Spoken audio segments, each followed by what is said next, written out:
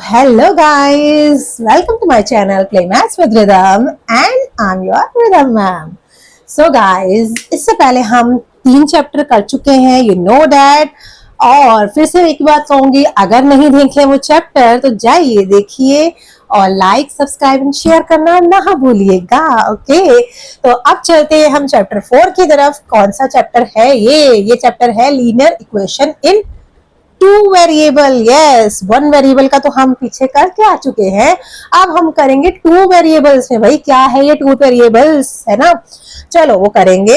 इससे पहले कि मैं बताऊं कि मैंने ये डेफिनेशन लिख रखी है यहाँ पर, बट ये डेफिनेशन समझने के लिए आपको कुछ मेन कॉन्सेप्ट, कुछ बेसिक कॉन्सेप्ट समझने पड़ेंगे.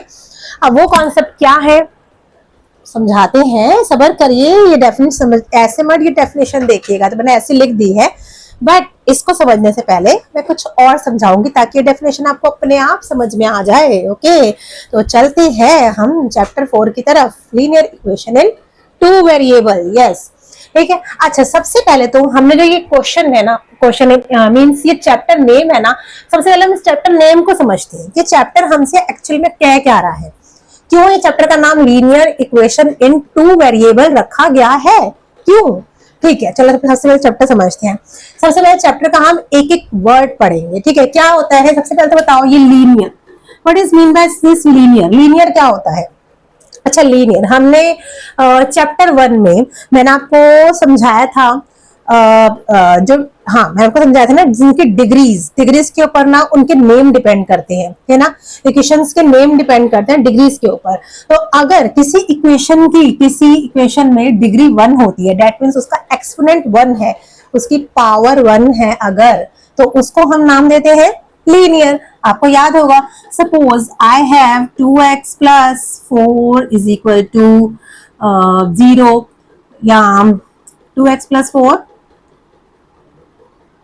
सपोज ये मेरे पास एक क्वेश्चन है, ठीक है ना. ये क्वेश्चन मेरे पास एक पॉलिनोमियल है, आपको मैंने बताया था, है ना. तो क्या होगा, इसके पास डिग्री क्या है, इसमें वेरिएबल क्या है. सबसे पहले वेरिएबल क्या बताया था मैंने आपको, वेरिएबल मींस अल्फाबेटिक टर्म्स, है ना. जिनको अल्फाबेट्स हम इंग्लिश में अल्फाबेट्स बोलते हैं, उनको मैथ्स में वेरिएबल बोलते हैं, है ना. और वेरिएबल्स इनका नाम क्यों दिया गया है, मैंने आपको पहले भी बात बताई थी. चैप्टर देखिएगा मेरी वीडियोस, उसमें बताया था मैंने आपको, उन्हें वेरिएबल्स ही क्यों बोला जाता है, क्योंकि जो उनकी, देखो ये वेरिएबल्स, सबसे पहले यही समझ लेते हैं वेरिएबल्स है.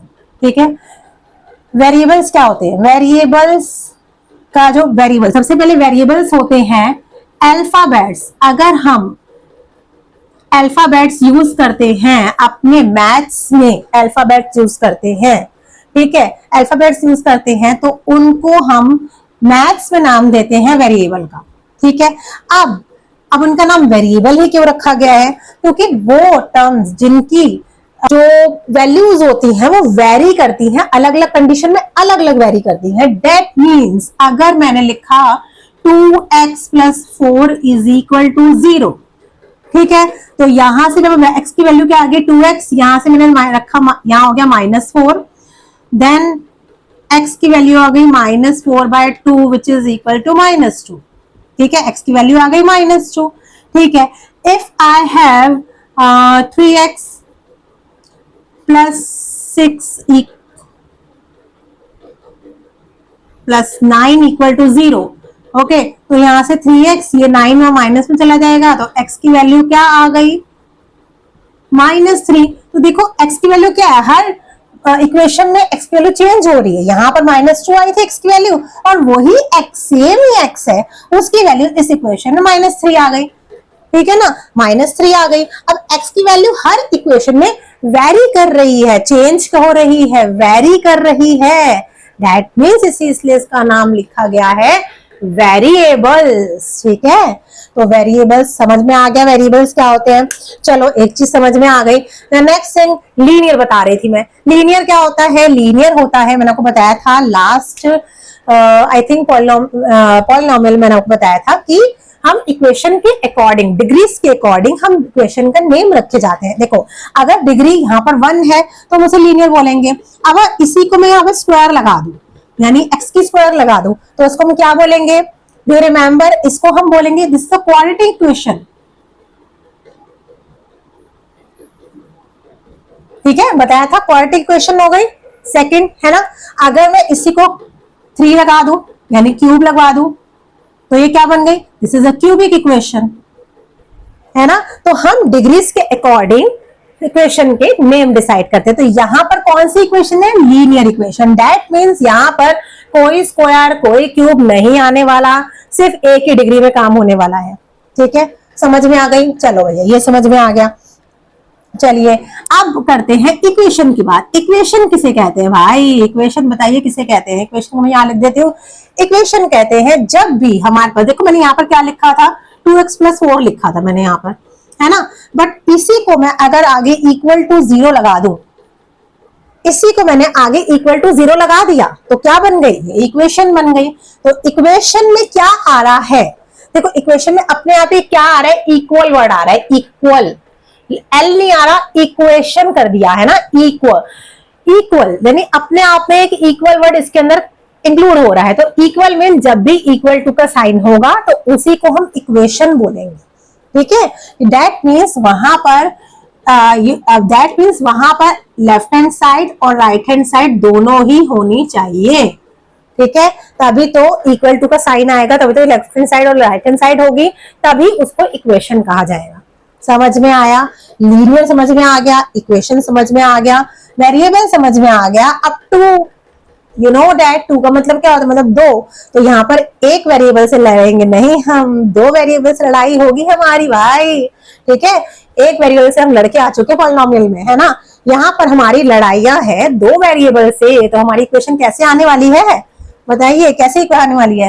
तो 2 वेरिएबल्स में हमारी इक्वेशन में यहाँ लिख देती हूँ, हमारी इक्वेशन लाइक कुछ ऐसे आने वाली है, 7x + 5y =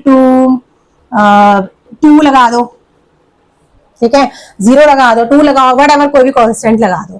ठीक है, तो हमारी यहाँ पर 2 वेरिएबल आने वाले हैं भाई, 2 वेरिएबल है, ध्यान रखना। एक वेरिएबल इतना तंग करता था, 2 वेरिएबल आ गए हैं। ठीक है, तो ये है हमारी, समझ में आ गया। तो हमने चैप्टर का नाम बहुत अच्छे से समझ लिया, लीनियर इक्वेशन इनटू वेरिएबल्स का मतलब यहाँ पर इक्वेशन भी होगी जो कि इक्वल टू में होती है। ठीक है, जहां पर left hand side right hand side होता है, इक्वेशन होगी और वो भी कौन सी होगी, लीनियर। दैट मीन्स यहाँ पर डिग्री 1 होगी हमारी। ठीक है, और यहाँ पर वेरिएबल भी होंगे और वो भी होंगे 2 वेरिएबल। ठीक है, चलिए समझ में आ गया। अब हमें समझ में आ गया कि इक्वेशन हमारी किस टाइप की आने वाली है। अब हमारी देखिए, हमारे पास ऐसे होता है, बट हमारी स्टैंडर्ड इक्वेशन कुछ इस टाइप की होती है। स्टैंडर्ड फॉर्म, जो इक्वेशन की स्टैंडर्ड फॉर्म होती है ना, वो हमारी कुछ इस टाइप की होती है। कैसे होती है, ax + by + c = 0। ठीक है, अब आप बोलेंगे मैम यहाँ पर तो 5-5 वेरिएबल्स हैं, बोलेंगे ना, क्योंकि यहाँ पर तो अल्फाबेट 5-5 है ना। तो आप बोलेंगे यहाँ तो मैम 5-5 अल्फाबेट्स हैं, 5-5 वेरिएबल्स है, बट नो। ठीक है, यहाँ पर मेंशन किया गया है जिसमें से जो a है, b है और c है, ये वेरिएबल नहीं है। ये हमने सिर्फ एक डिनोट करने के लिए, एक फॉर्म बनाने के, स्टैंडर्ड फॉर्म बनाने के लिए नोट किया है यहाँ पर। This a b and c is not a variable but it is a numbers. ये कोई नंबर होंगे, आपको वेरिएबल में नहीं दिया होगा। वेरिएबल में सिर्फ आपको x और y दो ही दिए होंगे, चाहे xy ले लो चाहे pq ले लो, व्हाटएवर कोई भी दे दो, दो ही वेरिएबल होंगे। बाकी a b and c, where a b and c are real numbers, ये एक रियल नंबर्स होंगे। ठीक है बेटा, तो कंफ्यूज मत होना, ये सारे वेरिएबल्स नहीं है। ए बी एंड सी एक रियल नंबर है, इसको सिर्फ हमने एक फॉर्म, स्टैंडर्ड फॉर्म बनाने के लिए यहाँ पर लिखा है। ठीक है, वेरिएबल्स हमारे दो ही होंगे, जो कि एक्स और वाई, या कोई और भी हो सकते हैं, दो ही वेरिएबल्स हो सकते हैं। ठीक है, जबकि A B and C are एक रियल नंबर्स, कोई भी नंबर होंगे वटएवर। ठीक है, जैसे मैं यहाँ पर लिख देती हूँ, मैं पेन चेंज कर लेती, पेन नहीं चल रहा है ये। ओके, हाँ मैंने क्या बताया कि ए बी एंड सी एक रियल नंबर्स होंगे। ठीक है, इतना समझ में आ गया। तो एक कैसी फॉर्म होगी, ये फॉर्म होगी हमारी लाइक 7x, जैसे मैंने ये लिखा था 7x + 5y -2 = 0। देखो मैंने यही इक्वेशन को यहाँ पर लिखा है, बट ये 2 यहाँ माइनस में आ गया। ठीक है, इसको हम लाइक 3x + 4y + 7 = 0। ठीक है, यहाँ पर इस फॉर्म में होगी। तो देखो यहाँ पर ए क्या हो गया, ए हमारा क्या है, देखो इस फॉर्म में अगर मैं इसको इससे कंपेयर करूं, इस वाली इक्वेशन से कंपेयर करूं, स्टैंडर्ड फॉर्म से, this is a basically standard form, ठीक है, इस स्टैंडर्ड फॉर्म से अगर मैं इसको कंपेयर करूं तो हमारा ए क्या होगा, ए को आप इससे कंपेयर करो, ए होगा हमारा 3, ठीक है ना, एंड बी क्या होगा, बी को आप इससे कंपेयर करो, बी होगा हमारा 4, एंड सी क्या होगा, सी को इससे कंपेयर करो, सी होगा हमारा 7, है ना। तो कंपेयर करना आ गया, बेसिकली हमारी ये होती है स्टैंडर्ड फॉर्म, इसे हम स्टैंडर्ड फॉर्म कहते हैं बेटा, ठीक है, जिसमें A B and C are real numbers आते हैं, ठीक है। अब हम चलते हैं डेफिनेशन पर। डेफिनेशन हमें क्या कहती है, डेफिनेशन को समझना बहुत जरूरी है बेटा, डेफिनेशन समझो क्या बोलता है। डेफिनेशन देखो, डेफिनेशन हमें क्या बोल, देखो फर्स्ट लाइन तो वही सेम है। डेफिनेशन क्या कह रही है, an equation of the form, एक इक्वेशन जो कि इस फॉर्म में होगी, ax by plus C is equal to 0, ये इसकी स्टैंडर्ड फॉर्म है। इस इक्वेशन में जो भी इस फॉर्म में जो भी इक्वेशन होगी जिसमें a b and c real number, यहाँ मेंशन करना जरूरी है क्योंकि ये वेरिएबल्स नहीं है, ये रियल नंबर है, ठीक है। अच्छा आगे पढ़िए, आगे क्या बोल रहे हैं, such that a and b are not both 0, इसका क्या मतलब हुआ भाई, ये क्या है, चलिए समझते हैं। क्या बोल रहा है, जिसमें ए और बी दोनों 0 नहीं हो सकते, ठीक है। देखो यहां पर देखो, if I am saying A X plus B Y plus C equal to 0, ठीक है। अब मैं यहाँ पर कह रही हूँ कि मेरा ए भी 0 है, वाई भी 0 है, दोनों 0 है, तो that means 0 plus 0 plus C is equal to 0 हो गया, तो क्या ये पॉसिबल है, ठीक है। तो यहाँ तो देखो यहाँ से क्या निकला, यहाँ से निकला सी इज इक्वल टू 0, भाई यहाँ पर तो एक भी वेरिएबल नहीं है, तो हम क्या कह सकते हैं कि लीनियर इक्वेशन वन वेरिएबल है, कह सकते हैं। लीनियर इक्वेशन कहाँ से लग रही है, ये बात वेरिएबल ही नहीं है, ठीक है ना, वेरिएबल है यहाँ पर नहीं है, तो हम कैसे कह सकते हैं लीनियर इक्वेशन वन वेरिएबल, तो ये तो फॉर्म होगी नहीं, यानी दोनों 0 नहीं हो सकते।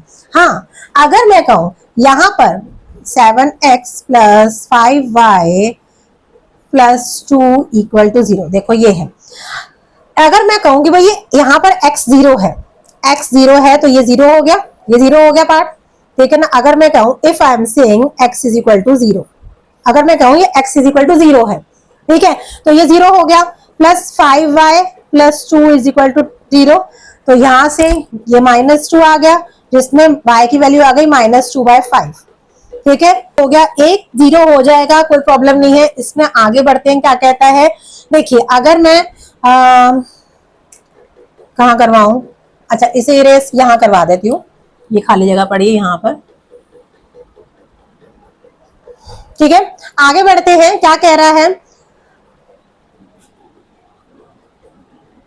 यहां पर निकला था 5y plus 2 equal to 0, 5y plus 2 equal to 0, ठीक है। तो इसको मैं कह सकती हूँ कि क्या ये लीनियर इक्वेशन में 2 वेरिएबल्स है, ठीक है, 2 वेरिएबल्स नहीं है, ये 1 वेरिएबल है, बट हाँ इसको हम कह सकते हैं, अगर मैं इसको लिखना चाहूँ, अगर मैं इसको लिखना चाहूँ कि भाई इसको आप लीनियर इक्वेशन में 2 वेरिएबल लिख के दिखा सकते हो, दिखा सकते हो उसको लिख के, ठीक है, तो मैं कहूंगी कि हाँ इसको लिख के दिखा सकती हूँ मैं, ठीक है। तो ये भी क्वेश्चन आता है कि इस वाली इक्वेशन को आप चेंज करो लीनियर इक्वेशन इन 2 वेरिएबल में, ठीक है। अब मैं कैसे चेंज करूं, यहाँ तो x है ही नहीं, x है ही नहीं, तो जब x नहीं है दैट मीन्स वो x क्या होगा, वो x 0 होगा, ऑब्वियस सी बात है, जो चीज नहीं है वो 0 होगी, है ना।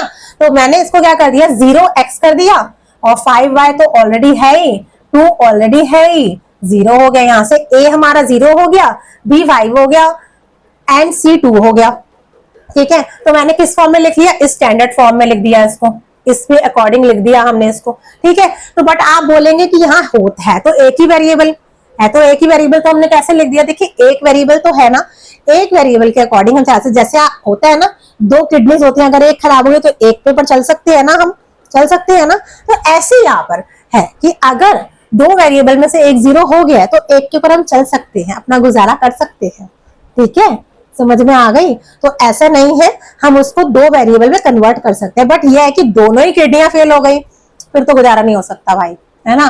तो ऐसे अगर दोनों में से एक भी वेरिएबल नहीं है, दोनों ही वेरिएबल 0 है, तो गुजारा नहीं हो सकता भाई, ठीक है, समझ में आ गया। तो यहां से आपको ये समझ में आ गई होगी। Linear equation in two variable क्या होता है, हमारे मेन आपको स्टैंडर्ड फॉर्म याद करनी है। किस फॉर्म में होता है, ax plus B Y plus C is equal to 0 where a plus B plus C, a b and c are real numbers, ठीक है ना, and a and b are not both zero, दोनों zero नहीं हो सकते, is called a linear equation in two variable. ठीक है, समझ में आ गया, दोनों जीरो नहीं हो सकते, एक जीरो हो सकता है, एक से हम काम चला सकते हैं, दो जीरो नहीं हो सकते। ठीक है, समझ में आ गया, इरेज करो पक्का, ओके। तो हाँ जी, बढ़ते हैं नेक्स्ट टॉपिक की तरफ। क्या हमारा टॉपिक है, यहां पर मैंने कुछ इंपॉर्टेंट टर्म्स लिखी हुई है। क्या, linear equation in one variable has unique solution. ठीक है, अभी समझाती हूँ क्या है लीनियर इक्वेशन। अगर वन वेरिएबल में होती है तो उसका एक यूनिक सॉल्यूशन होता है। कैसे, देखो वन वेरिएबल में कैसे होती है, वन वेरिएबल में डेट मीन्स, मैंने पीछे एग्जांपल दिए थे, जैसे 4x,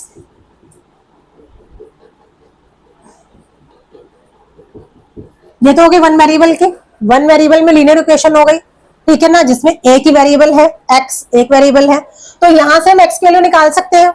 ठीक है, निकाल सकते हैं। 4x यहाँ रखा, 16 वहां ले गए, 16/4 विच इज इक्वल टू 4, यहां से x की वैल्यू आ गई 4। ठीक है, इसके अलावा x की कोई और वैल्यू निकल सकती है, निकल सकती है, नहीं निकल सकती। तो क्या हुआ, जब भी एक वेरिएबल में लीनियर इक्वेशन होगी तो उसका यूनिक सॉल्यूशन सिर्फ एक ही सॉल्यूशन आएगा, उसके अलावा कोई और सॉल्यूशन नहीं आएगा। ठीक है, अब बढ़ते हैं linear equation in two variables. अब दो वेरिएबल्स में जब भी हमारी इक्वेशन होगी तो उसके इनफाइनाइट मैनी सॉल्यूशन आएंगे। कैसे, ऐसे बताएंगे। देखिए, suppose I have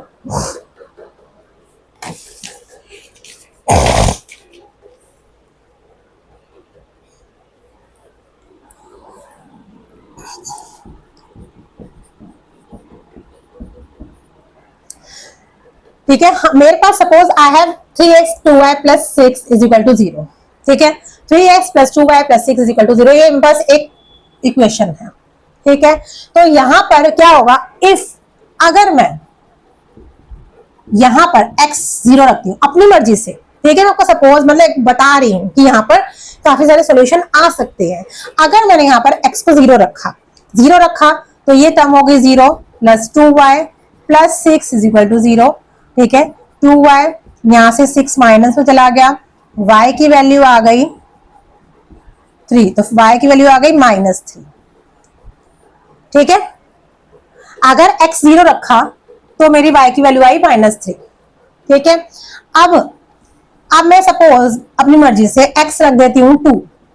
if x is equal to 2, मैंने अगर x 2 रखा, ठीक है, 2 रखा तो क्या हो गया, 3 इंटू 2, x के प्लेस से मैंने 2 लगा दिया, प्लस 2y प्लस 6 प्लस इज इक्वल टू 0। ठीक है, तो ये होगा 3 2 6,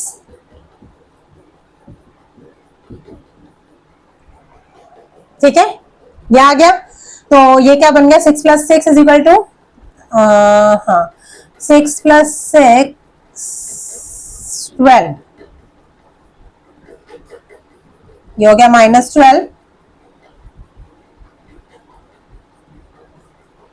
तो ये क्या आ गया, y की वैल्यू क्या आ गई यहां से, -6। ठीक है, तो क्या रखा, अगर मैंने x को 2 रखा तो y की वैल्यू आ गई -6, अगर मैंने x को 0 रखा तो y की वैल्यू आ गई -3, है ना। तो देखो, अगर ऐसी मैं आगे x कुछ भी रखती जाऊंगी, y की वैल्यू चेंज होती जाएगी, फिर कुछ और रखूंगी, फिर y की वैल्यू चेंज होगी। तो दैट मींस इसमें इनफाइनाइट मैनी सॉल्यूशंस आ सकते हैं। किसमें, linear equation in two variables में हम कितने सारे सॉल्यूशन निकाल सकते हैं। इसके अंदर लीनियर इक्वेशन वन वेरिएबल में सिर्फ एक सॉल्यूशन निकलता है, एक ही, जब हम सॉल्व करते हैं तो एक ही सॉल्यूशन निकलता है। But linear equation in two variables में इनफाइनाइट मैनी सॉल्यूशंस निकल सकते हैं जब हम उनकी वैल्यूज रखते हैं। ठीक है, I hope you understand.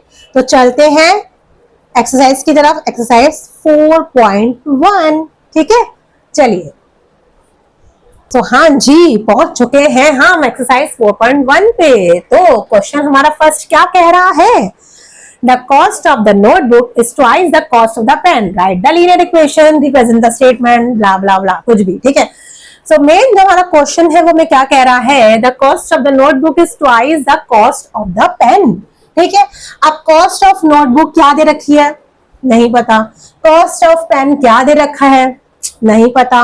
But फिर भी हमें इक्वेशन बनानी है, पता कुछ भी नहीं है, इक्वेशन बनानी है। भाई कैसी मैथ्स है, कुछ दे ही नहीं रखा होता है ना। भाई देते हैं कॉस्ट ऑफ द नोटबुक क्या है, cost suppose cost of the notebook 5 है, कॉस्ट ऑफ द पेन है 10 है ना। तो हम कहते हैं जैसे अब उसने क्या बोल रहा है, suppose cost of the notebook जो है ना वो ट्वाइस है, ट्वाइस मीन्स उसके 2 गुनी है पेन के, ठीक है।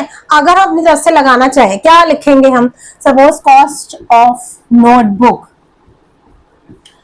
10 है, ठीक है ना। तो कॉस्ट ऑफ पेन क्या होगी 5। अगर कॉस्ट ऑफ पेन 5 है तो उसका ट्वाइस है 10 ही होगा ना, अगर उसको ट्वाइस करें 2 5 10, ठीक है ना। बट यहाँ पर तो कुछ भी नहीं दे रखा, कैसे निकालेंगे, कैसे पता लगेगा ट्वाइस है। और हमें रिप्रेजेंट करना है इसको, स्टेटमेंट हमें निकालना नहीं है, हमें स्टेटमेंट बनानी है इसकी, है ना।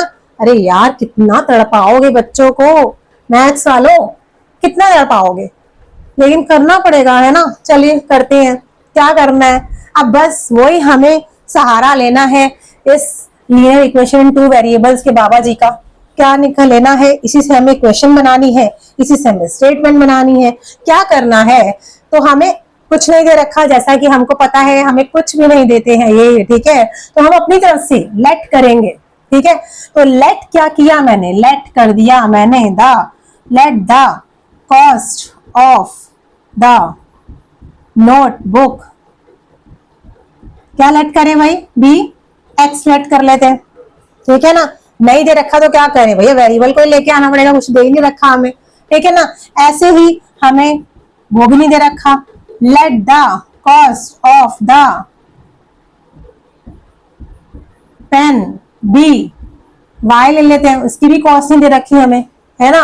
ये कर दिया, ठीक है। अब चलते हैं, देखो बेटा स्टेटमेंट बनाने का सबसे पहला ट्रिक जो होता है या महामंत्र कह लो, हमें क्वेश्चन को सोचना नहीं है, ठीक है। जितना सोचोगे ना उतना कंफ्यूज होगे, क्योंकि हमें कुछ चीजें समझ में आ जाती है, लेकिन हम स्टेटमेंट बनाने बैठते हैं ना तो हम कंफ्यूज हो जाते हैं। ये सबके साथ होता है, मेरे साथ भी होता है, जब मैं छोटी होती थी बहुत होता था। हमें सोचना नहीं है बिल्कुल भी कि क्वेश्चन क्या कह रहा है, हमें जस्ट क्वेश्चन को देखना है और स्टेटमेंट बना के लिख देना है। देखो अभी तो बहुत इजी क्वेश्चन है, ठीक है ना, बहुत इजी क्वेश्चन है, तो इजी हम कर लेंगे। बट आगे थोड़ी जो ट्रिकी आती है क्वेश्चंस, उनको हमें सोचना नहीं होता।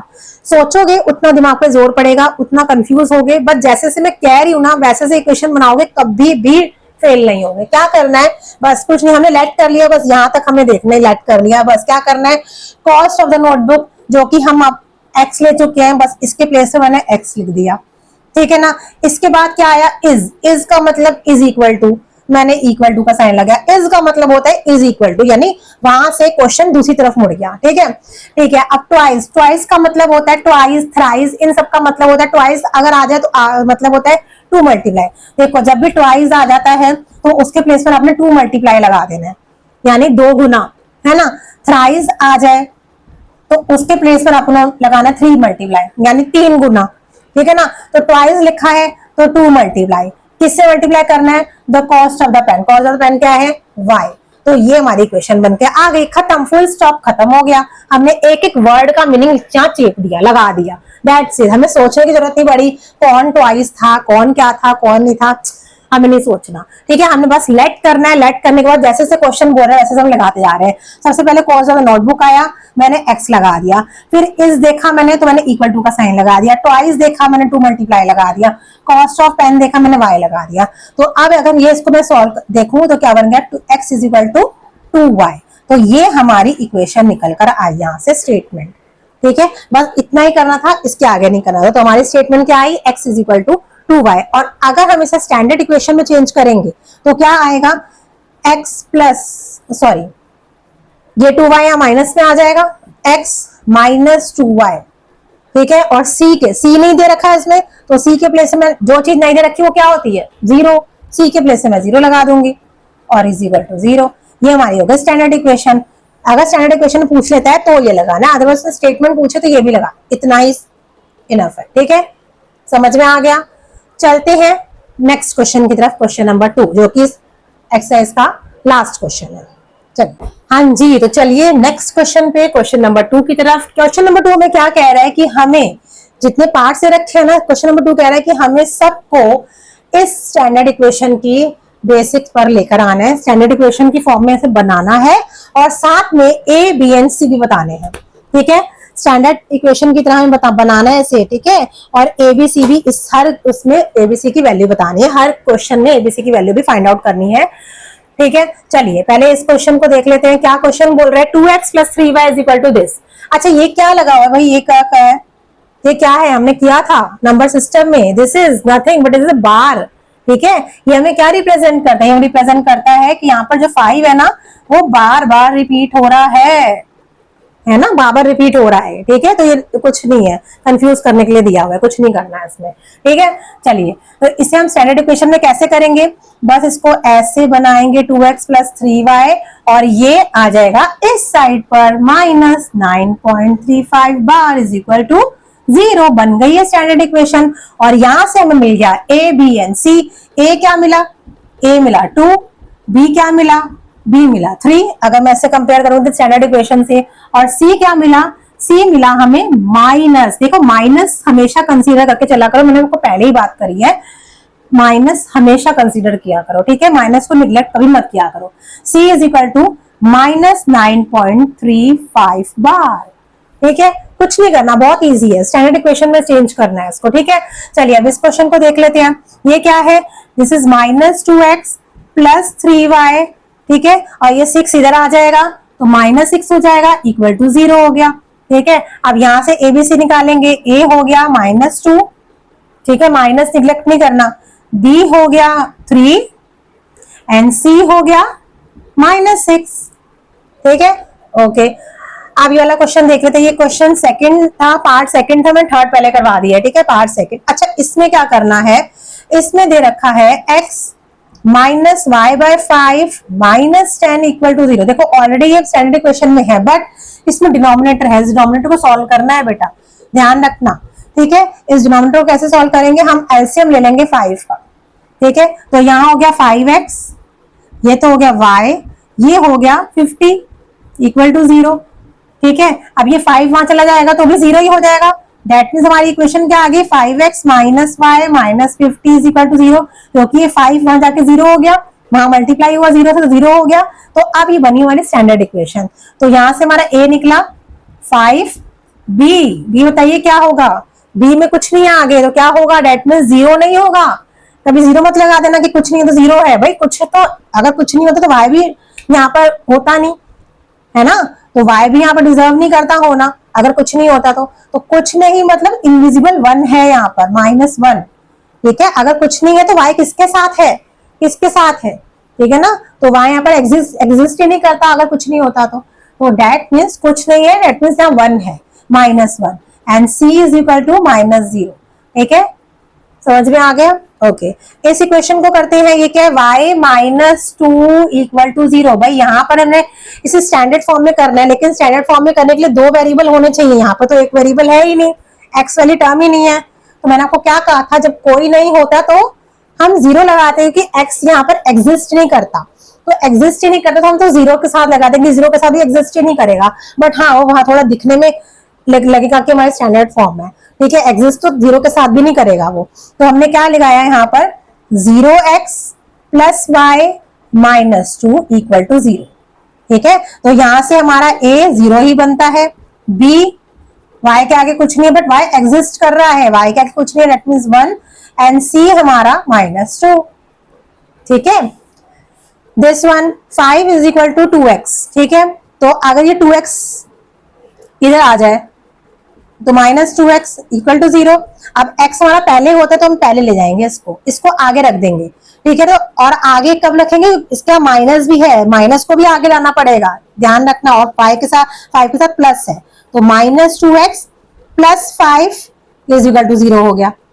ठीक है, इतना तो हो गया, बट सेम वही प्रॉब्लम है, एक वेरिएबल तो है ही नहीं इसके साथ। ठीक है, तो हमें उस वेरिएबल को एग्जिस्ट नहीं करवाना, तो एग्जिस्ट नहीं करना तो 0 के साथ रखना है, तो -2x + 0y + 5 = 0। ठीक है, जिसमें से a आ गया हमारा -2, b आ गया हमारा 0 एंड सी आ गया हमारा 5। ठीक है, तो इन सबको हमने स्टैंडर्ड इक्वेशन पहले चेंज किया, उसके बाद ए बी एंड सी निकाल दिया। इजी इजी पीजी, समझ में आ गया। तो आई होप आपको एक्सरसाइज 4.1 समझ में आ गई होगी। कुछ नहीं है, सबसे पहले हमने इसमें क्या किया, हमने इस इक्वेशन इस चैप्टर के नेम को हमने समझा। जब चैप्टर का नेम समझ में आ गया तो सब कुछ इजी हो गया। और सबसे पहली बात, इसके अंदर ये स्टैंडर्ड इक्वेशन बहुत इंपॉर्टेंट है। स्टैंडर्ड इक्वेशन हमें इसी इक्वेशन के अकॉर्डिंग हमें अपनी इक्वेशंस को डीमोल्ड करना है। तो बस हमें उसको उसके अकॉर्डिंग लिखेंगे, एबीसी निकालेंगे, काम खत्म। ठीक है, तो आपको समझ में आ गई होगी exercise 4.1 I hope. And again मैं यही बात फिर रिपीट करूंगी, मेरी वीडियोस को लाइक शेयर एंड सब्सक्राइब कीजिए, है ना। And enough for today. Take care and bye bye.